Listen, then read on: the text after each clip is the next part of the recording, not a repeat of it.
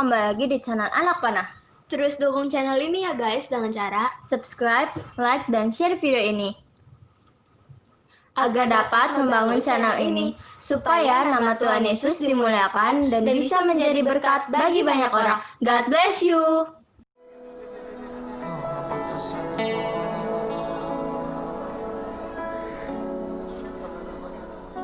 Kalau sore hari ini kami boleh berkumpul bersama-sama dengan umat-Mu dan hamba-hamba-Mu di ruangan ini, semua adalah anugerah daripada Tuhan.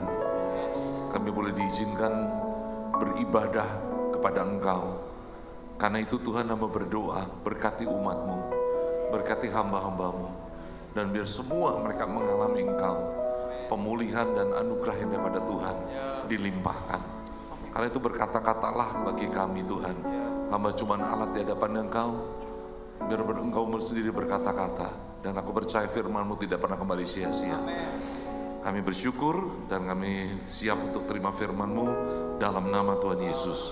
Mari semua yang cinta Tuhan katakan amin, amin. Tepuk tangan sekali lagi bagi Tuhan Yesus, saudara. Jadi silakan duduk, saudara. Selamat sore, shalom, saudara. Nah, saya ajak kita buka firman Tuhan di dalam kitab Yeskel pasal ke 36. Yeskel pasal ke 36 ayat yang ke 26 dan 27, ya. Nah, seperti yang kita sama-sama tahu, kita gembala sidang kita, gembala pembina katakan masuk tahun yang baru, hati tahun dikatakan the year of the new birth, dan perlu hati yang baru. Amin. Saya mau ulang, kita baca ayat ini. Baca itu sama-sama dengan suara keras. 3, 2, 1. Kamu akan kuberikan apa, saudara?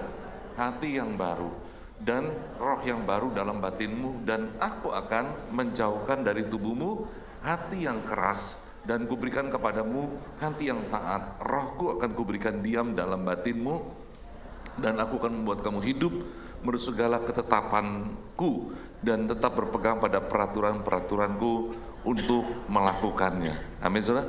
Nah, salah satu kunci yang saya kasih warna dikatakan, Tuhan akan berikan hati yang baru untuk bisa mengalami hal, untuk bisa saudara dan saya mengalami hal-hal yang baru. Kita harus dikatakan bahwa kita harus menjauhkan daripada tubuh kita hati yang keras. Amin. Tuhan ingin kasih sesuatu yang baru. Percaya saudara, Tuhan mau kasih sesuatu yang baru buat saudara dan saya? Ya, Tuhan mau kasih sesuatu yang baru, tapi pertanyaannya apakah saudara dan saya siap atau tidak? Gitu loh, siap atau tidak? Kenapa tidak siap? Karena seringkali ada sesuatu yang menghambat, mengganjal, yang menutup berkat Tuhan dalam hidup kita, yaitu apa? Hati yang keras. Amin, ya. Hati yang keras itu yang membuat seringkali kita jadi tidak maksimal. Karena itu penting hati. Dalam Amsal pasal keempat ayat ke-23 dikatakan, Amsal pasal 4, ya, jagalah hatimu dengan segala kewaspadaan, karena dari situlah terpancar kehidupan. Amin, ya. Lalu dikatakan, jika engkau tawar hati pada masa kesesakan, kecillah kekuatanmu. Jaga hati kita dalam segala kewaspadaan, karena dari situ terpancar kehidupan. Kalau hati kita kecil, kita nggak akan dapat apa-apa. Soalnya diperhadapkan dengan berkat besar pun nggak berani apa-apa. Satu kali Yosua dikatakan, Tuhan bilang beliau dalam kitab Yosua pasal 1, dikatakan, Yosua, hambaku Musa sudah mati, sekarang engkau harus pimpin umatku untuk masuk ke tanah perjanjian. Ya, tapi Yosua takut, karena selama ini 40 tahun lebih dia cuma jadi orang nomor 2. Dia nggak pernah mimpin, dan dia takut sampai berkali-kali. Tuhan ngomong 3 kali, pasukannya ngomong 1 kali. Kuatkan teguhkan hatimu Yosua, kuatkan teguhkan hatimu. Kalau dia nggak menguatkan hatinya, dia terus membiarkan hatinya melemah atau kecil hati, itu seluruh, bukan cuma hidup dia, tapi seluruh bangsa nggak pernah masuk, nggak pernah bisa keluar dari tanah padang gurun, nggak pernah bisa menerima tanah perjanjian. Amin.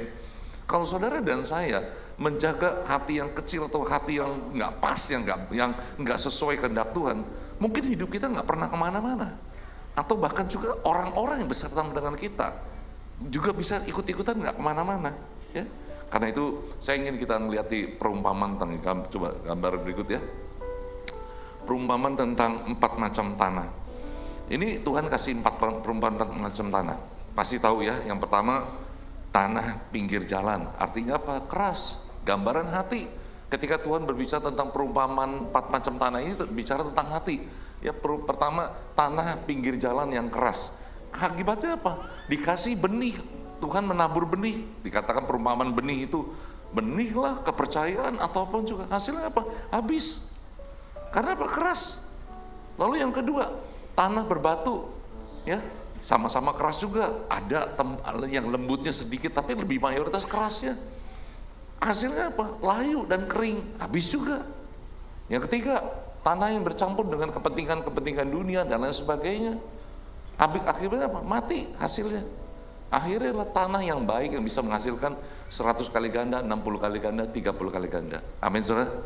Ya, kalau saya tanya, kita lihat cerita gini, 4 macam tanah yang Tuhan kasih. Sekarang pertanyaannya, ya jawab diri kita, jujur aja, nggak usah diangkat tangan, nggak usah apa. Kita tuh kayak apa? Yang nomor 1, nomor 2, nomor 3, atau Anda yakin kita nomor 4? Kalau ada anak dikasih modal sama orang tua, usaha, jadi apa? Jadi sesuatu atau habis?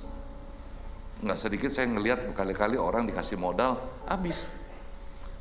Dikasih kerjaan, Tuhan bukakan aku jalan, dikasih jalan, jadi apa? Amin. Kalau hal-hal seperti itu seringkali bukan karena Tuhan nggak buka jalan, karena enggak, hati kita dipercayakan sesuatu, jadi apa dalam hidup kita? Dalam hidup itu makanya hati itu, makanya Tuhan bilang, kalau kamu mau the year of new birth, sesuatu yang baru diperbaharui, satu kelahiran yang baru, hati ini kuncinya. Amin. Kalau hati kita nggak sadar, kita keras. Tapi kalau mau ngomong begini, saudara, ditanya, apakah hatimu keras? Umumnya orang bilang tidak, nggak ada yang ngaku, saudara. Karena apa? Umumnya memang nggak kelihatan. Ya. Slide saya berikutnya dikatakan gini. Karena apa? Kekerasan, orang nggak sadar dia keras. Keras itu proses. Dimulai dari apa? Dari kecewa. Mazmur 95 ayat 8, jangan keraskan hatimu di Meribah seperti di masa padang gurun. Orang Israel keras hati sampai Tuhan Yesus datang. Mereka menantikan juru selamat, Mesias. Ya, Mesias di depan mata mereka nggak percaya. Karena apa? Karena mereka sudah kepahitan. Keras dibangun karena kepahitan dibangun dari kekecewaan. Nah, itu membuat terbangun dan akhirnya apa? Akhirnya mereka menolak segala sesuatu dalam yang Tuhan sudah rencanakan. Amin. Kalau kita tanya, apakah kita keras? Enggak. Kita pahit? Mungkin enggak. Kecewa? Ada yang enggak kecewa di tempat ini? Ada yang enggak kecewa? Bisa angkat tangan. Yang enggak kecewa? Ada? Nggak ada. Banyak kan semua bisa kecewa. Betul, saudara? Semua orang bisa kecewa. Nah, karena itu saya katakan hati-hati dengan kekecewaan. Kecewa itu biasa, tetapi hati-hati. Dalam gambar berikut. Oh, saya lupa nyalain, saya ceklek ini, rupanya ini belum nyalain. Ini canggih juga ya di sini, saudara. Ini yang nggak nyala, saya pencet tapi itu berubah. Mujizat bener, saudara. Memang luar biasa tim media di sini, saudara. Dia udah nggak ngeliat saya megang ini pencet. Jadi saya pencet, saya baru belum dinyalain dari tadi. Saya emang penuh mujizat di sini, saudara. Udah gue taruh aja deh kalau gitu. Begini aja berubah kok, apalagi pakai alat, saudara ya. Nah, lihat saudara, kepahitan, kekecewaan di dalam gambar ini dikatakan selalu tidak terlihat karena selalu kekecewaan itu dimulai dari yang kecil. Amin, saudara. Sesuatu kecil nggak akan selalu besar. Dimulai dari yang kecil tidak terlihat. Diawali dengan benih yang kecil lalu dikatakan bertumbuh sepertinya tidak berbahaya. Biasalah kecewa, siapa sih nggak pernah kecewa dan lain sebagainya. Ya, kita anggap itu sesuatu kebiasaan. Tetapi kita nggak sadar tanpa diketahui sudah menjadi besar dan jadi belenggu atau jadi ikatan dan akhirnya keras. Udah jadi pahit dan pahit lama-lama jadi keras. Hati-hati dalam kitab Wahyu pasal 8 ayat 11 dikatakan di akhir zaman nama bintang itu ialah absintus dan sepertiga dari semua air menjadi absintus. Dan banyak orang mati karena air itu sebab sudah menjadi pahit. Orang pahit nggak sadar dan orang pahit bisa aja tetap melayani, bisa aja tetap khotbah, bisa aja tetap nyanyi. Dan pertanyaannya yang kita alirkan air kehidupan atau air kepahitan? Saya nanya, orang pahit bisa khotbah nggak? Bisa aja, orang nggak ketahuan kok ketutupan. Nah, karena itu perlu hati-hati. Karena apa? Di akhir zaman sepertiga mata air, ya bahkan saya katakan gereja, pelayan Tuhan, kita tuh mata air di mana orang minum sesuatu. Sepertiga akan ditimpa dengan absintus, bintang absintus, yang absintus artinya bitterness, kepahitan. Dan semua orang menjadi pahit dan orang mati karena air itu. Nah karena itu kita mesti jaga hati kita, melayani Tuhan. Saya katakan, jangan pikir cuman karena itu melayani Tuhan segala sesuatu bakal berjalan seperti yang kita mau. Enggak tentu. Amin. Jangan berpikir, oh saya punya ide bagus, bagaimana kalau ditolak? Siap? Banyak orang gak siap ditolak. Banyak orang gak siap ditolak. Kemarin saya ngajar di Proskuneo, saya bilang pada mereka, kita harus haus dengan Tuhan. Amin. Saya tanya, lu haus akan Tuhan atau haus akan jadwal? Nah benar dong. Buktinya banyak orang gak dikasih jadwal atau diganti jadwal, bisa kepahitan, bisa marah-marah. Masang di medsos, status. Ya. Dan sebagainya. Nah itu dia. Karena itu kita mesti jujur dengan diri kita, apa yang kita kasih. Berapa baik yang udah punya anak di sini? Saya tanya, anak gede kecil siapa pun terserah yang udah punya, yang orang tua. Amin. Kalau kita kasih makan yang vitamin bagus atau yang udah expired? Yang bagus tuh. Itu kita mesti jadi sadar. Jangan cuma makanan buat anak kita, yang keluar dari roh kita. Pastikan itu bukan kepahitan. Amin. Ya. Nah, saya mau bagikan sekarang tentang kalau tadi dikatakan semua dimulai dari sesuatu kekecewaan yang kecil. Dalam waktu yang singkat ini saya bagikan 4 macam akar kecil aja tentang kepahitan. Siap ya? Ya, tolong slide berikutnya. Ya, yuk tolong slide berikutnya. Kecewa karena akar pertama ada 4 akar. Akar pertama kecewa karena keadaan hidupnya. Rut pasal 1 ayat 20-21. Tetapi ia berkata pada mereka, jangan sebutkan aku Naomi, sebutkan aku Mara, sebab yang Maha Kuasa telah melakukan yang baik, banyak yang pahit padaku.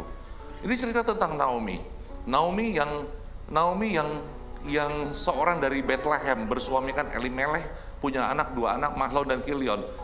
Terjadi kelaparan di kota Bethlehem, lalu mereka pergi ke Moab. Di sana mungkin mereka terlihat berhasil, lalu mendapat 2 menantu, Orpa dan Rut. Tetapi akhirnya Elimelech meninggal, Mahlon meninggal, Kilion meninggal, tinggallah 3 orang janda di Moab. Dan Naomi lama-lama berkata, buat apa aku di sini? Lebih baik aku pulang ke kampung halamanku.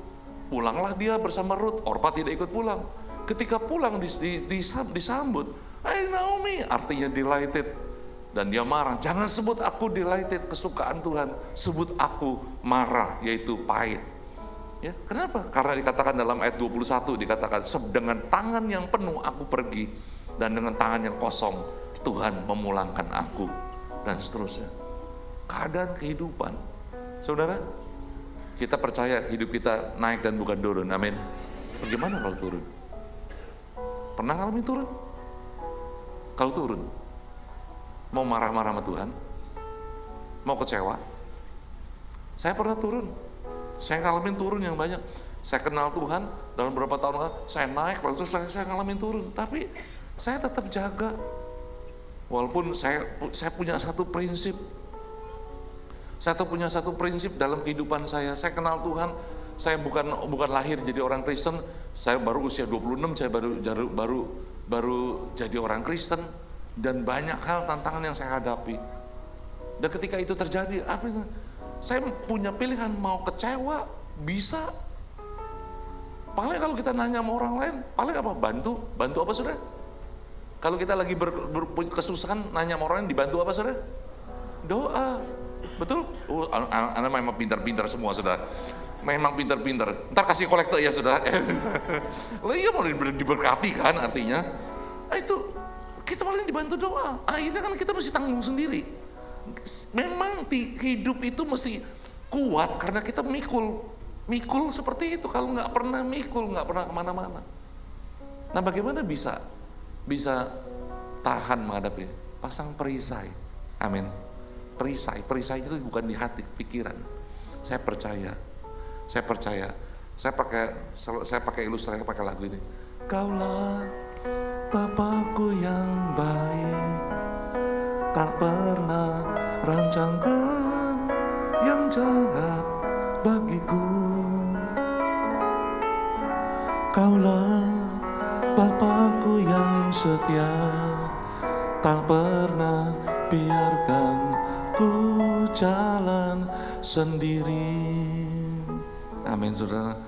Kaulah Bapakku yang baik, tak pernah rancangan yang jahat bagiku.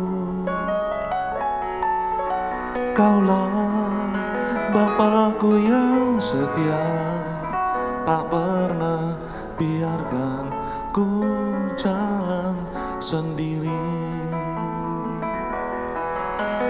Kasih-Mu bagai embun yang turun setiap pagi, selalu baru bagiku. Janji-Mu menopang hidupku. Ku percaya padamu, Kau Bapa yang baik. Amin saudara. Itu perisai. Itu perisai. Aku percaya Bapakku baik. Aku percaya Bapakku tidak mungkin merancangkan yang jahat. Lihat kalau Ruth bilang apa? Tuhan membuat aku habis. Makanya dia kecewa. Kalau saudara mau kuat dalam Tuhan, pasang perisai, percaya Dia Bapa yang baik. Walaupun keadaan kita mungkin tidak baik. Amin saudara. Berapa banyak percaya Dia Bapa yang baik? Berapa banyak percaya Bapa baik? Katakan, amin. Ya.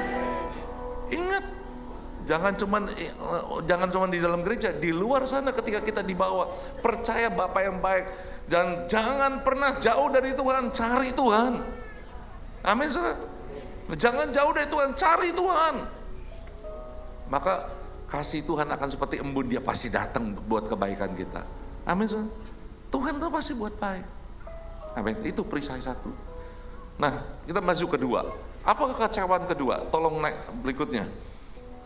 Dikatakan melihat kemujuran orang fasik. Mazmur 73 ayat ketiga dan kelima dikatakan gini, sebab aku cemburu melihat pembual-pembual kepada pembual-pembual, kalau aku melihat kemujuran orang-orang fasik. Sebab kesakitan tidak ada pada mereka, sehat dan gemuk tubuh mereka. Mereka tidak mengalami kesusahan mereka, dan mereka tidak kena tulah seperti kena orang lain. Bahkan ayat 13-14 katakan, sia-sia sama sekali aku mempertahankan hati yang bersih, membasuh tanganku tanda tak bersalah. Namun sepanjang hari aku kena tulah, kena hukum setiap pagi. Cemburu, ngelihat orang diberkati, orang nggak kenal, orang yang mungkin bukan kenal Tuhan, orang yang sembarangan dan sebagainya.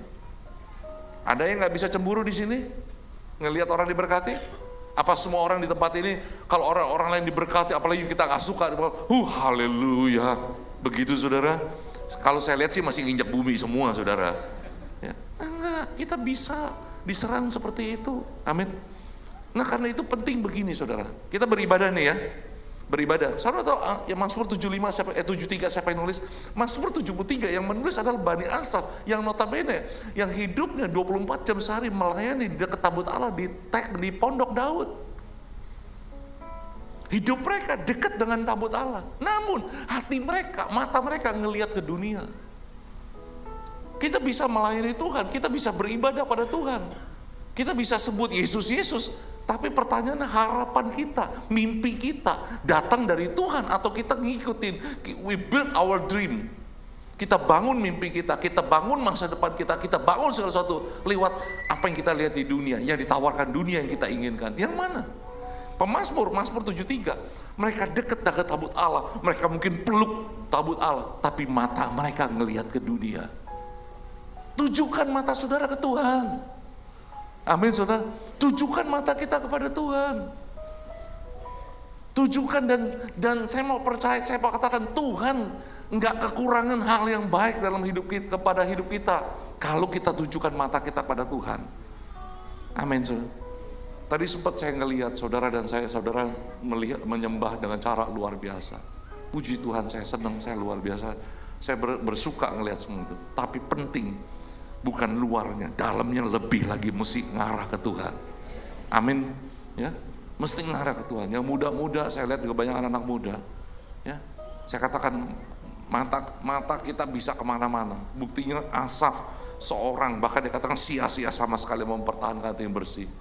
Satu kali, kalau dalam keadaan biasa kita baik, kita masih bisa berkata puji Tuhan, haleluya. Tapi kadang-kadang kita akan diperhadapkan satu hal, masih mau setia, masih mau hidup kudus, masih mau tekun doa, masih mau begitu, masih mau jaga, apalagi misalnya ya lagi pergi kuliah kemana dan lain sebagainya atau dan sebagainya, masihkah kita mau tetap dalam jalan Tuhan?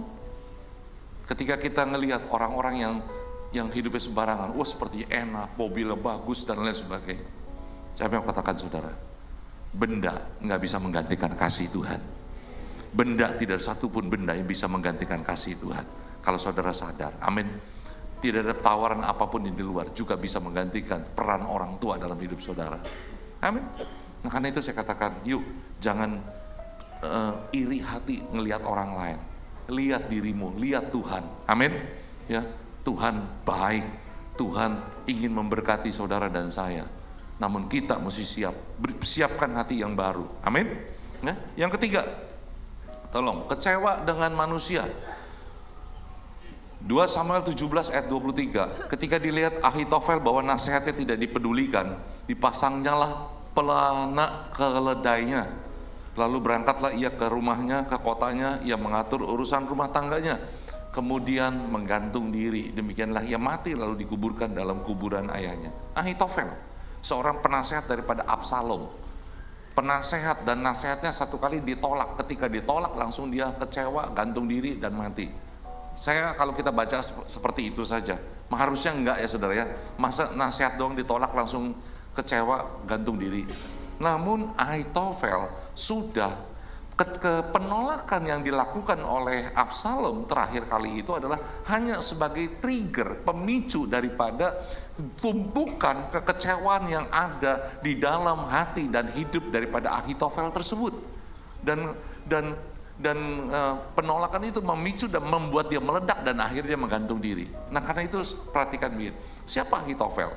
Ahitofel sebelum jadi penasihat Absalom adalah penasihat daripada Daud, dan dia kecewa dengan Daud.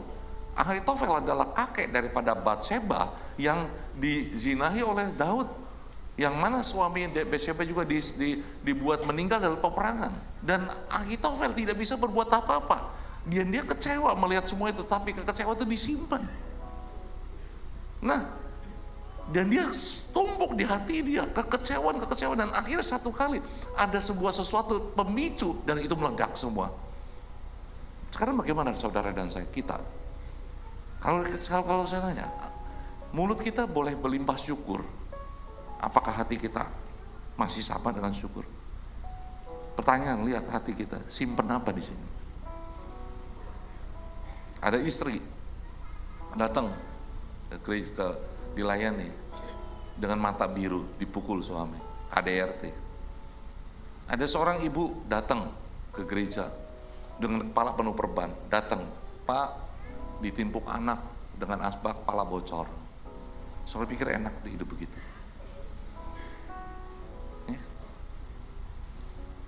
Perlakuan orang lain dan sebagainya, dan itu seringkali yang seperti itu seringkali mereka nggak berdaya untuk entah ngelawan, entah menolak, entah dan lain sebagainya. Harus terima, mau nggak mau terima, mau nggak bisa apa-apa.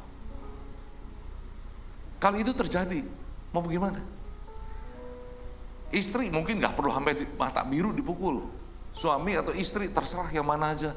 Bukan nggak ada yang kepahitan, banyak kepahitan dalam pernikahan. Hanya ketika di gereja kan semua terlihat baik. Ya puji Tuhan, kita akan berdoa supaya semua baik. Tapi di gereja biarkan Tuhan bongkar hati kita. Amin, saudara. Dibersihkan. Anak-anak muda, berapa banyak persentasenya kalau ditanya dengan hubungan dengan orang tua? Belum tentu semua mulus. Karena apa? Orang tua punya pikiran tersendiri, anak-anak punya pikiran tersendiri. Ketika apa yang diminta tidak diberikan, yang terjadi apa? Kekecewaan disimpan. Padahal dalam beberapa konseling keluar kekecewaan yang bertahun-tahun orang lain juga udah nggak tahu dan lain sebagainya. Amin. Singkat kata begini saudara, saya cuma mau tanya pada saudara semua di tempat ini, kita semua lah, saudara dan saya, hati ini dibuat tempat nyimpen apa? Amin.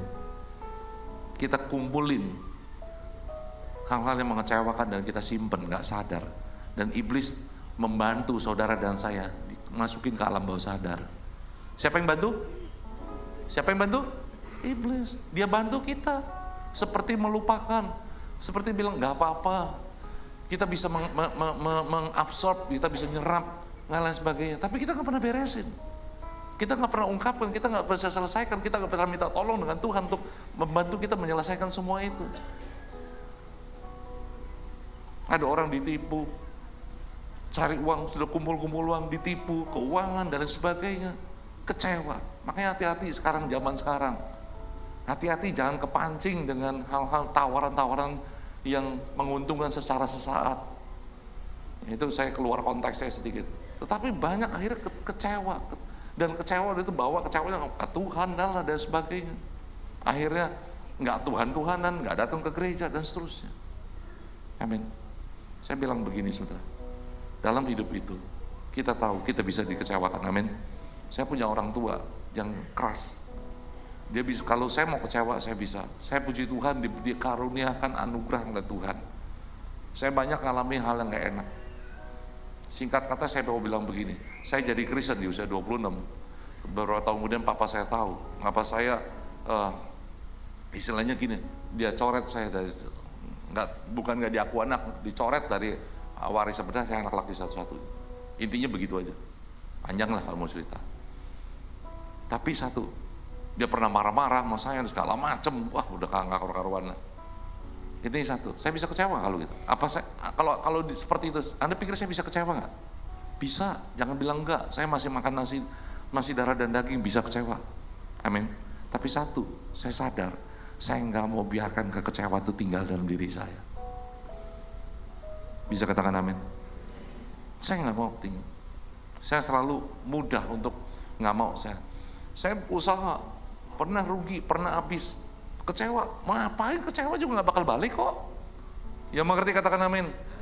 Lu kecewa juga gak bakal balik kok kalau udah hilang. Betul saudara? Kalau kehilangan usaha, uang, rugi, kecewa, memang udah gak bakal balik lagi, rugi, dikecewain, diapain juga gak balik. Yang penting hati kita baru mencari Tuhan, Tuhan bisa pulihkan lewat cara yang lain. Amin. Itu karena itu hati kita tuh mesti dalam hidup tuh jangan terlalu gampang, jangan terlalu begini. Mesti karena kalau Tuhan ini memang harus terlepas, ya terlepas saja. Tuhan bisa ganti yang baru kok. Amin. Masa jangan bilang, aku lepaskan Tuhan, pasanganku yang ini udah lama, aku minta yang baru. Itu namanya kurang ajar. Ya. Tolong slide berikutnya. Nelson Mandela berkata begini, as I walk out the door toward the gate that would lead me to freedom, I know if I didn't leave my bitterness and hatred behind, I had still be in prison. Nelson Mandela 26 tahun dipenjara oleh rejim apartheid. Dan berkata, saat aku berjalan menuju pintu yang akan membawa aku pada kebebasan, kalau aku tahu kalau aku tidak meninggalkan kepahitanku dan kebencianku di belakang ke dalam penjara, maka sesungguhnya aku tetap ada dalam penjara walaupun aku sudah bebas. Betul? Banyak orang jalan hidup bebas tapi hidupnya bawa penjara. Terpenjara hidupnya oleh kepahitan, oleh kebencian, oleh kekesalan. Malam ini nih, tanggal berapa? 19 Mei 2019, 19 Mei 2019 di GBI Modern Land. Ini saya bilang, saya nggak tahu kondisi Anda. Tinggalkan kekecewaan, kebencian Anda di tempat ini. Amin saudara. Jangan bawa pulang.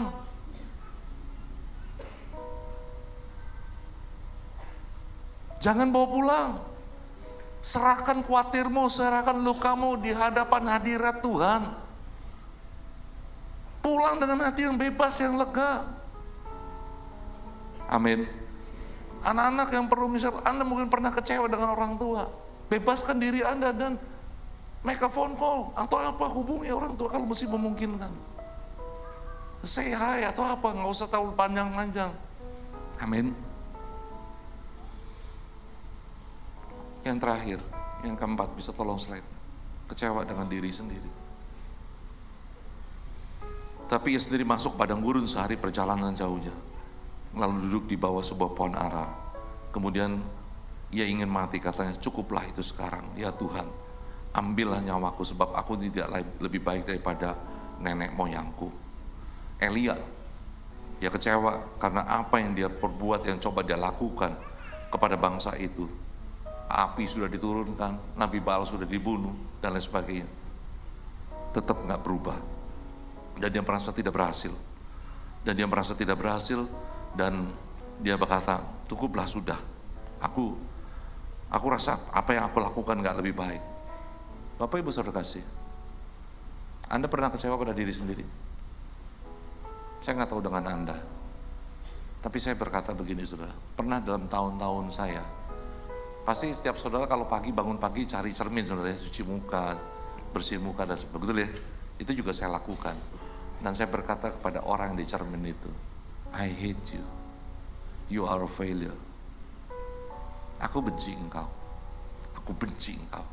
Engkau sebuah kegagalan. Siapa orang di kaca itu? Siapa saudara? Saya ngomong pada diri saya. Karena nah saya mau katakan, kalau itu terjadi, sekali lagi cuma saya sadar. Karena apa? Telinga saya tetap terbuka untuk firman Tuhan. Amin. Telinga saya tetap terbuka untuk firman Tuhan. Maka itu saya katakan jangan sampai nggak terbuka untuk firman Tuhan, untuk pujian, untuk pesan Tuhan. Ya. Meski terkadang aku terjatuh, tak pernah lelah kau hampiriku, memelukku dengan cintamu. Betapa besar mulia kasih-Mu. Meski terkadang aku terjatuh, tak pernah lelah kau hampiriku, memelukku dengan cintamu. Betapa besar mulia kasih-Mu.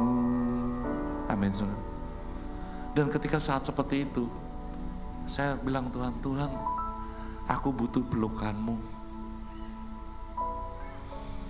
Aku butuh pelukan-Mu, Bapa. Di mana saya cari pelukan Bapa? Dalam hadirat Tuhan.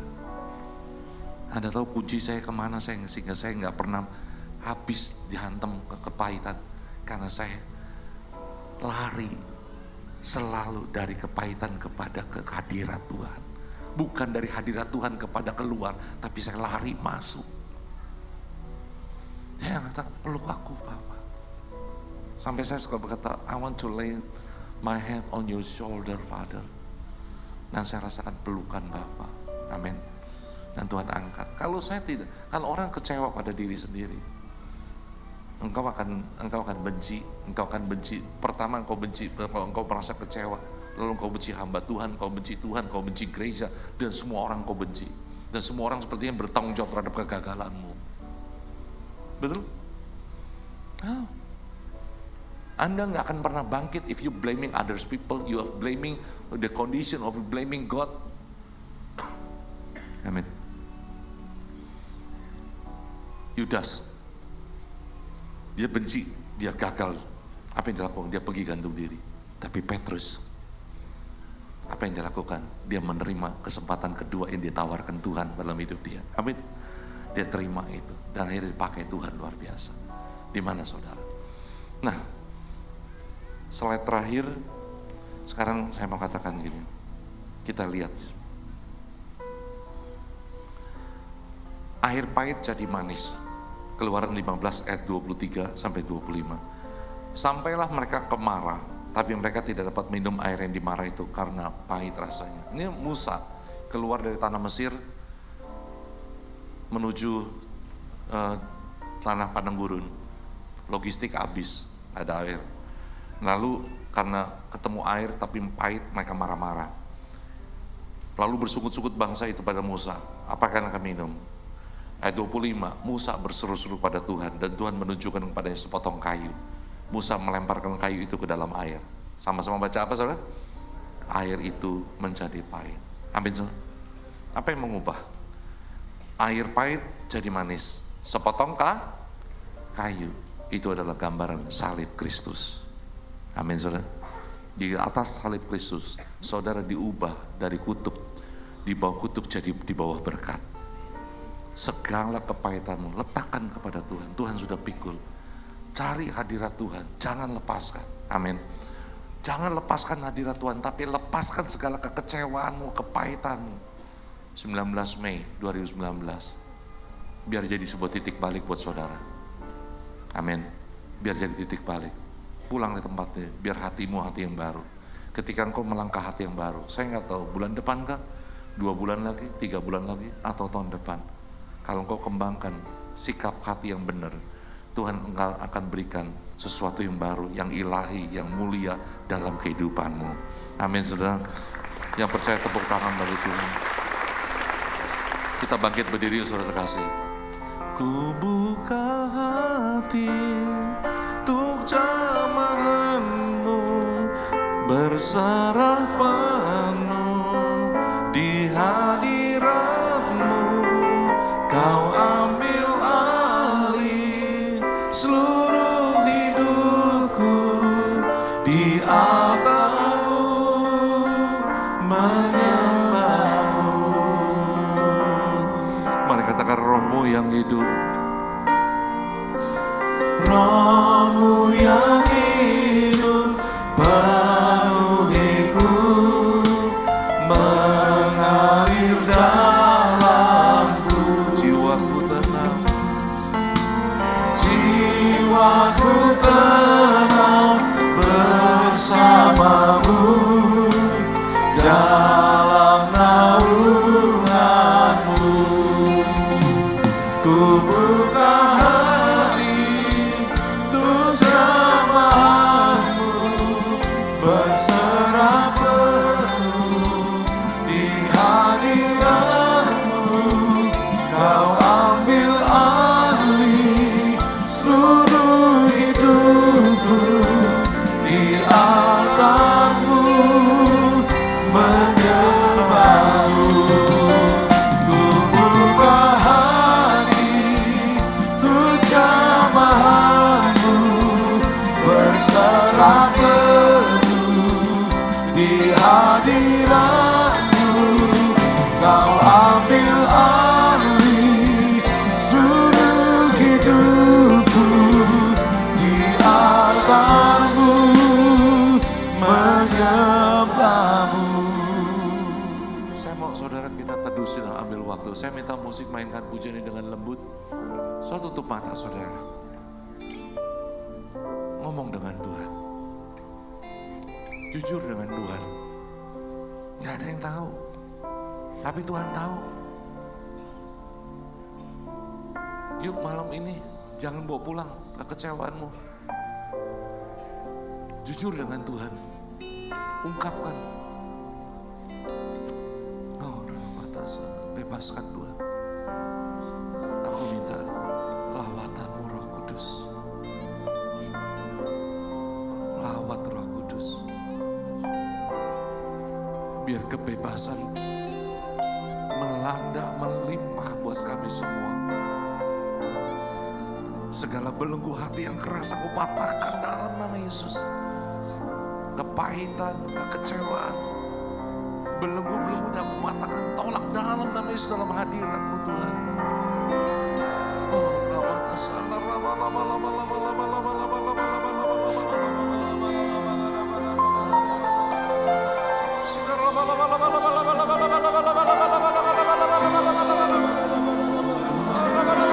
bebaskan Tuhan, bebas.